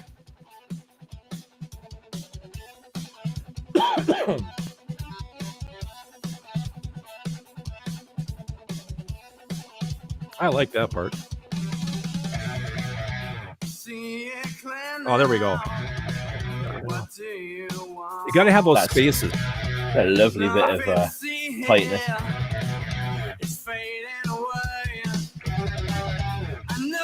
Oh, 17 seconds is a song? Oh, okay. Wait, what? No, he said, wait. I'm so confused, Booms. I know. No, 17 seconds. He's got like 17 seconds to go. Yeah, 17 seconds to go. No. You know, you must not have heard that track, isn't it? I'm confused. Oh no, it's 21 seconds to go, isn't it? I got 21 seconds to go. That track. You must have heard that in your life. Maybe. Actually, no. That's what I thought Booms was, but I heard that my head fell off. I've been at work in the sun all day. It's only okay. We've only got 16 minutes to go. There should be like a little timer in the corner of the screen that ticks down the show. And then when it says 0, we just stop. That would be really like it all fucking explodes. useful. That would be a useful thing to do. I great. want some timers. I want some little overlays and timers and stuff. Yep. This counts the show down as we go. And I want the tangent timer in the corner. How many tangents? Yeah. We were pretty good this show. We pretty much stayed on track. I think we stayed only on track. Yeah. I feel sad because we didn't even get to use a tangent timer. Yeah. I mean, we didn't go off into cow farts or anything. Or maybe this is what the new upgraded Craig and Tizz show does to us. We're almost serious. Not one cow fart was had in this show. I'm not sure if I like that. I'm not sure if I like that. Bring back the cow farts. Yeah, damn. That's how we started. That was show number 1. You're listening to XRP Radio. This is the Craig and Tizz show, and bring back the cow farts. Bring back the cow farts, baby. Bring back the cow farts. That's how we started. Is anybody out there keeping track of how many shows we've done? Like, is this episode number 95? You know, I'm saying that kind of thing. Episode number 12 in the series of... I have no idea how many of these we've done. I put on the thing that this is episode 1 with a title. Before they were like, what? That was the old season. This is like a new season. This is season 2. Season. This is season 2. Like, okay. Now we're kind of like Netflix. Yeah, because it's like getting into summer as well. Yeah, season 2, summer season. Craig and Tizz show. So is there going to be like a fall replacement show? Like when we take vacation? We do need a vacation. Like the Booms and ALC show or something? Or I think it should be done. I think it should be I think done. it'd be great. Apart from, to be fair, if I go on a vacation, then ALC is hopefully coming with me. Well, you'd like to think so. Well, one would hope. Yeah, Boom so. says this is season 2. I think because now we have the slick intro. Yeah. This like actually no, this is season 1. That was the pilots. They were the pilots. Oh. So it should have been 2 different guys playing us. Yeah. He's black and white, hand drawn. Yeah. The only color that you see is red. Just don't ask me for a new theme every season, Booms is saying in the chat. Well, hey, I have 2 more theme songs, Booms, if you want to write 2 videos to them. Mate, if I've been looking at loads of these kind of talk shows and podcasts, right? Who are we kidding? Anytime they do if they get to season 2, they weren't expecting it, and they just don't. They always do like that red rubber stamp season 2 over the logo at the end. You know what I mean? See, everyone knows. So it's not even. It's going to be fine. Season 2, season 3, we might ask you for a new one. Oh, that's going to be the Frank Sinatra one where it has the big band and like all the guys' faces are you and me. And they're all playing horns in the orchestra and stuff, you know? Here we go. Yeah. That'd be great. Stopping by to visit with the milkman and that old annoying guy. Hey, yeah, that's great. Do you ever wonder? Do you want to see? Do you want to see? Who are these men of mystery? Oh, that'd be great, man. I like that. Okay, well, so we're approaching okay. the geek looks like we've got a new intro for season 3 then. Fuck. I love it. Little tuxedos. Oh shit, it's gonna be so good already. It's such a good idea already. Top hat and a cane. I love it. The worst thing is, right, if Booms is the kind of person that I think it is, he's already actually excited and he actually wants to do this now, and he's upset that he's just said don't ask for a new one.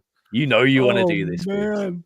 Yeah, the big band, the Vegas version. Oh man, I'm definitely in on the singing for that version as well. Oh definitely. Man, yeah, you're on this one, dude. Thanks for stopping by. Oh yes. Oh man, so I love this. Yeah, this is great. So for that was a good little bit of geeking on the new or Booms. You've either got to make it for us, or you've got to teach me how to do them, and that's going to take you a lot longer. I promise you. Oh man, open the floodgates. Give a fish to Tiz. Tiz doesn't like fish. Teach Tiz to fish. He'll still ask you to do the fishing and then throw away the fish. Then there's going to be videos where somebody has to go take a pee. Yeah. And videos for what's in the refrigerator right now. And videos for, I got to change my shirt. I know, because this is the only thing that we've got at the moment. And there's not even any sound, unfortunately. No. There should be like a sound of like water, like a stream of pee hitting the water. It should literally just sound and end with a flush. We should have it perfectly timed so it ends with a flush. Yeah, for sure. We should do that. The worst thing is people will legitimately think that we've like accidentally took like headsets up to the toilet. They'll be going to say in the chat box, like a naked gun. Yeah. You've took the microphone to the toilet. We can hear you peeing. That should be a new segment of the show. What's in the fridge? Well, I don't know, Craig. What's in your fridge? I don't know, Tiz. What's in your fridge? You have to remember. I'd have to remember. I don't remember. And then we'd have to have all the guys in the chat box type in what's in their fridge. I mean, the excitement could end. I mean, would never end. I like could end better.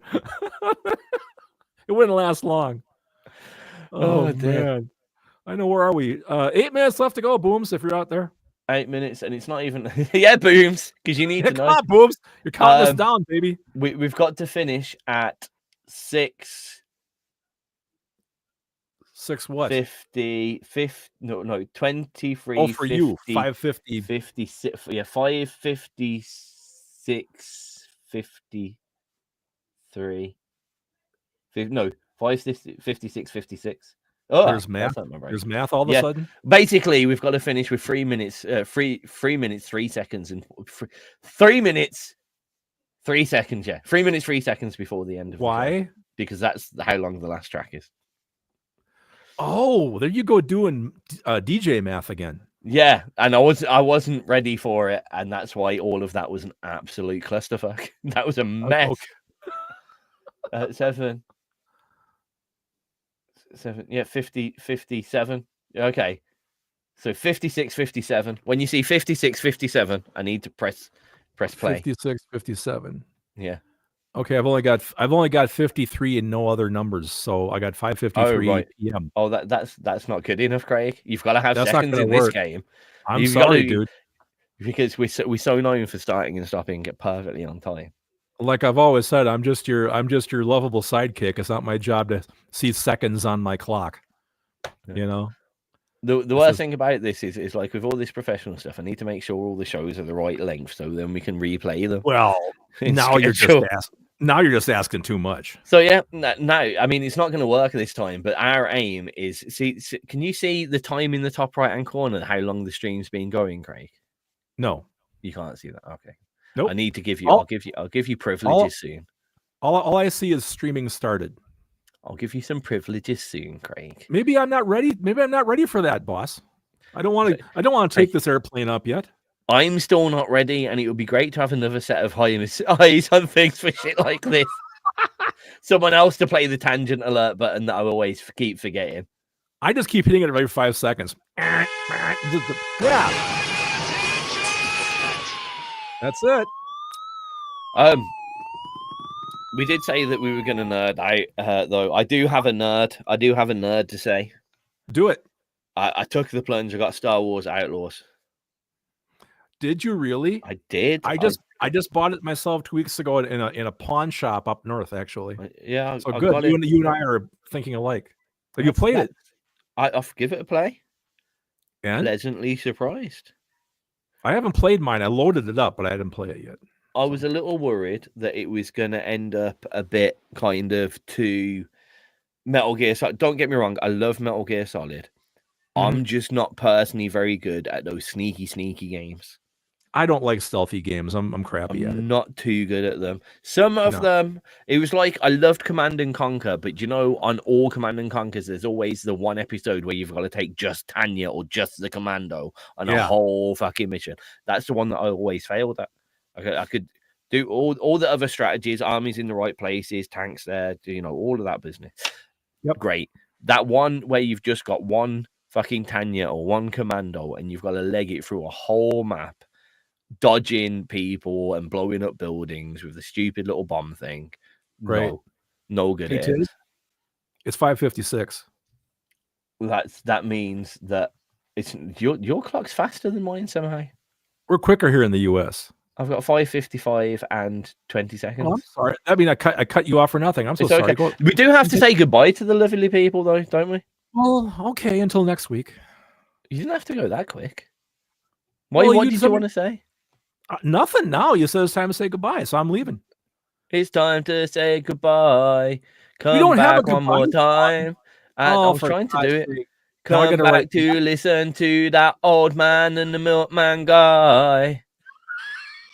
The milkman guy. I'm making this off the top of my head. What did you actually expect? Hey, it's almost AI quality, buddy. Right then, completely ruined the whole point of stopping on time. No, we haven't actually. No, not yet. Yeah. No, I've still got a little bit more time. It's okay. You can make it quick. Say goodbye really fast. Yeah, no, we've got like 50 seconds, mate. Yeah, but you were still geeking out, man. I was geeking out, but then you just went, "Hey, Tiz, it's this time," and I suddenly went, "Oh, it's time to go." My computer clock, man. I had another fucking minute, mate. God. Okay, next time, you take an extra minute next week. I will take an extra minute next week. It's fine. Good. It's fine. That's fair. I mean, it doesn't really matter. No one's actually on after us. I just wanted to start getting used to finishing on time. So now we have to say goodbye, Craig. Have you had a lovely evening? Okay, goodbye, Craig. I had a wonderful evening. It was just wonderful. And thank you again so much to Boom Smack for our wonderful new professional intro. I wish I was only half the professional DJ that I should be to own up to that. But it was fantastic. Yes. We'll see Thanks for listening. Thanks for listening, everyone. I am back on Saturday. We are both back next week. Same time, same place. Don't miss it. Goodbye. Bye-bye.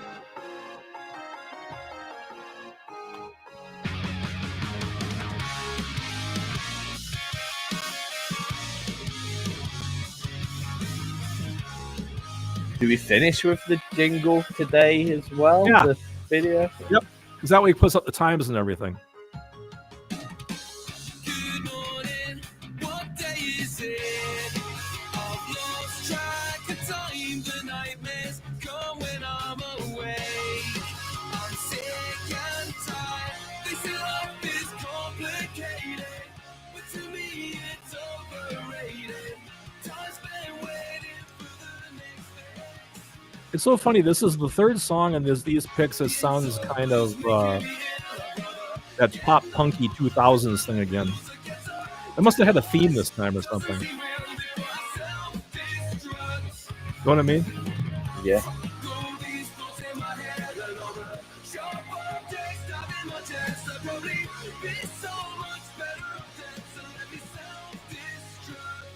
How about that for an idea in the chat? I just put it in the chat. I love without it. Actually consulting you.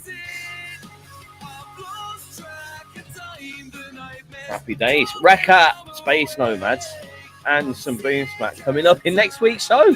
We can tell you things in advance. We're telling people about next week's show, Craig. Look We at are us. planning You're in the talking future. to the two guys that, like, 10 minutes before the show, we go, what should we do now? I know. Yeah. This intro jingle's done something very good to us, and I'm not sure that I like it. You're saying it was a lot more fun. We were just kind of like flying by the seat of our pants and being totally disorganized. I felt less pressure. Well- No one expected anything from us. Well, I think we don't have to change that. I mean, we can just be like the same piece of shit with a gold paint coating.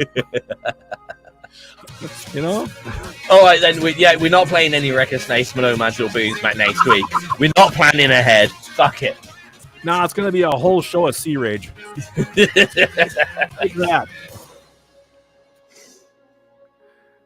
Hey, I had a great idea for a Sea Rage song. I'm going to call it Fuster Cluck. I like it already. Yeah. Not Clusterfuck. Fuster Cluck. I want you to call it Fuster Cluckzilla. Good.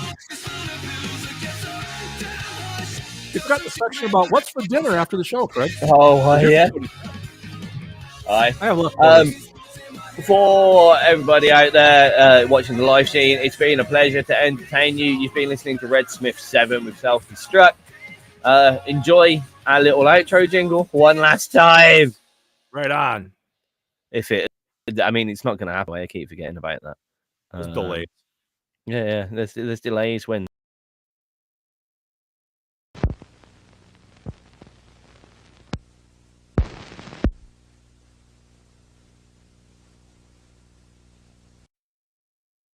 So here we are again. Thanks for stopping by to listen to the good man and that old annoying guy. Do you ever wonder? Do you wanna see who are these men of mystery? Tiz lives in Scotland and runs XRP, a broadcasting legend. I'm sure you'll agree. Craig lives in a studio in the USA, working on music most every day. They come together at this time each week, a wondrous pairing of these two great geeks. So stop in the chat box and say hello, and listen in wonder to the Craig and Tiz show.